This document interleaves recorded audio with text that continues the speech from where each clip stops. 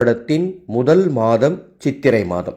இந்த சித்திரை மாதம் முழுவதும் நீங்கள் விநாயகப் பெருமானை வணங்கிவிட்டால் அடுத்து வரக்கூடிய மாதங்கள் அனைத்தும் உங்களுக்கு சாதகமான மாதங்களாக இருக்கும். எதுவுமே இல்லம்மா, நம்ம மூளையினுடைய மறு வடிவமே விநாயகர் வருது இல்லையா? அந்த அஸ்வினி நட்சத்திரம் வரும்பொழுது எல்லாம் ஒருவர் சிவன் ஆலயத்தில் இருக்கக்கூடிய விநாயகரை வழிபடணும். அது என்ன சிவன் ஆலயத்தில் இருக்கிற விநாயகர் அப்படின்னு ஒரு கேள்வி வரலாம்.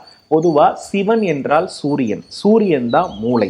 கேது என்றால் விநாயகர், கேது என்ற அஸ்வினி நட்சத்திரத்தில் தான் சூரியன் உச்சம் பெறுகிறார் என்பது அதனுடைய இன்டர் டெப்தான லிங்க்.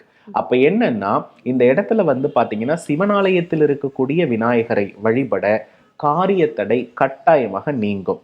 அதுலேயே ஒரு பிரசித்தி பெற்ற விநாயகர் இருக்காரு. அவர் தான் பிள்ளையார்பட்டி விநாயகர்.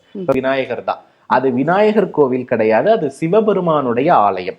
ஆகையினால அங்கு இருக்கக்கூடிய விநாயகர் இருக்கார் இல்லையா, அவர் மிக சிறந்த காரிய தடையை ஓம் கம் கணபதையே நம அப்படின்ற வார்த்தை இருக்கு இல்லையா, இதை ஒவ்வொரு முறை நம்ம உச்சரிக்கும் பொழுதும் ஒரு முறை சொன்னாலே 1008 முறை சொன்னதற்கு சமம்.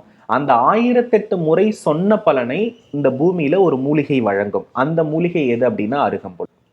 அருகம்புல்லால விநாயகருக்கு ஓம் கம் கணபதையேன்னு ஒரு முறை சமர்ப்பணம்